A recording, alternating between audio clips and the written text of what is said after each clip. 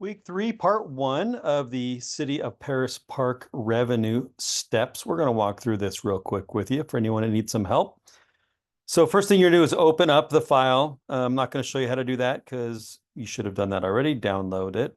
But we're going to do the rename the file. So we're going to just a couple ways to do that. One of the quick ways is you just click up at the title and you're going to add your name, underscore last name. And you just basically rename it. You can move it to wherever you want. I'm going to keep mine in downloads, but you can move it to your desktop, to your OneDrive. You might have created a folder for Business 130 on your computer. You can move it wherever you want it because you have to find it to attach it to submit it. So step 1, I've opened it. I've renamed it. I've got step 1 done.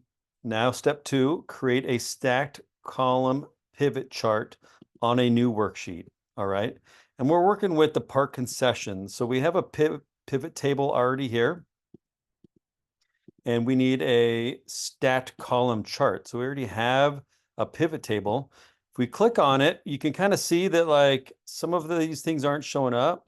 So I do want you just to play around, like to see that like if I unclick these, I don't see much, right? But if I want to see the pivot table for just the amount. I want to see the items. I want to see which park it comes from, which month. And if I just click them in different orders, it looks a little bit different, right?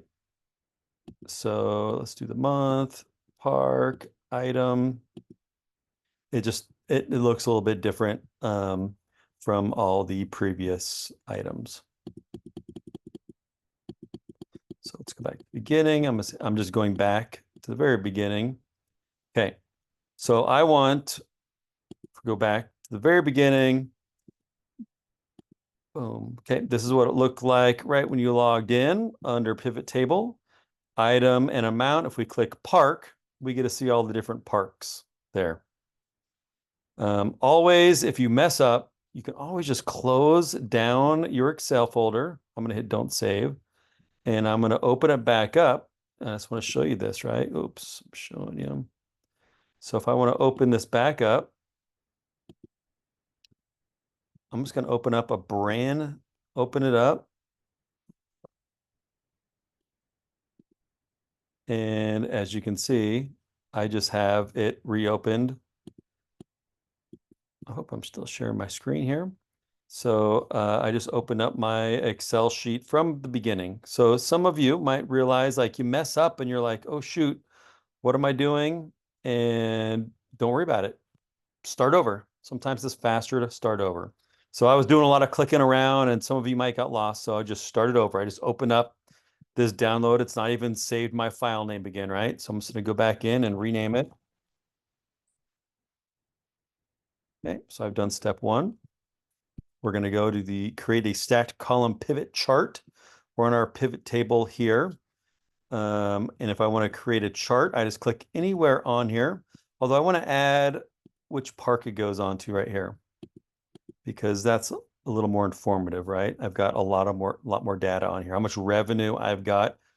Before I do the chart, I want to show you this because some of you are, this isn't any instructions, but I think this is just a fantastic pro tip is these are all money, right? Some of the amount, park concession, these are all amounts.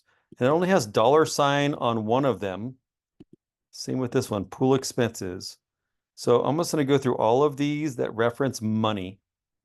We're going to put some $signs on it. So I highlight all of those.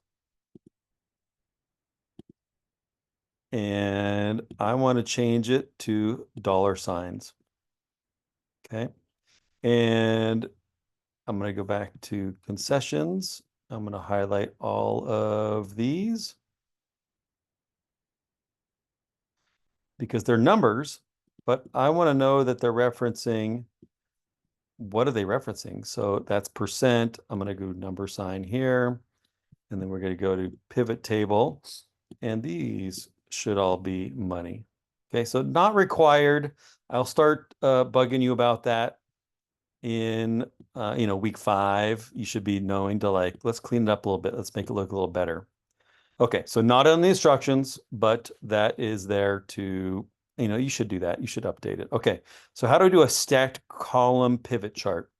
So we have our pivot table fields. You can click anywhere on here and you want to click one of the cells and hit insert. And then here's where we have our tables or our stacked columns. And we want to do a 2D, and then this one, as you see, it highlights their stacked column, and it creates a stacked column there. And we can make this look different. We can, again, I'm just clicking around to show you the different looks. If we don't click anything, it's not there. So it just gives us a different view of different things in which we're dealing with. So I'm not, we're the point of this course, and we're on week 3, get you more confident, better use of Excel. So don't be afraid to click around. I'm not looking for precision. I'm looking to introduce you to the different tools that are available in Excel, because now this gives us such a better view of what we're dealing with. It can make it bigger, right? The font I can make a little bit bigger. But create a stacked column. You have some columns in here where we can see the different ideas. We can do the same thing with concessions here. So insert. I want to do a 2D. That's 3D. Stacked column. And that one is a little too much detail on this one, but I'm just kind of showing you. You could do it for all of these. I just want you to do it on the pivot table column. So we can see the pivot table. We see some graphs there to visualize it a little better. Okay, on the chart sheet. So we're on the sheet here that has the chart. We're going to do a custom footer with the name file on the left section. So how do we do that? Couple ways to do that. I like to go page setup. And if you see custom header, custom footer, I'm going to do custom footer. And what is it we're doing? We're going to name it your name, your name underscore the file name. And we want it, as the instructions say, on the left section. So we're going to type it over here. So Barber under business 130 week 3. Okay. We put City of Paris, but I'm just going to stop right there because I'm just showing you how to do it. Okay. So that's the custom footer on the left side. Boom. That's number 3. And then we want our name and course information on the document properties. Where do we see that? File properties. Okay, so we can go summarize here. So we could put it on keywords. We can do it on our comments. That's probably the best place to do it. And the reason why we do this is so that if you're searching documents on your computer, what is it called, right? So Business 130, we want our course name, and we want course information and document on the document properties. Okay, we could do City of Paris Park revenue. So just some things that oh, that's right, I have to do that. Where's my Business 130 document? Where's the thing about City of Paris Park revenue? We can search our computer and find those things.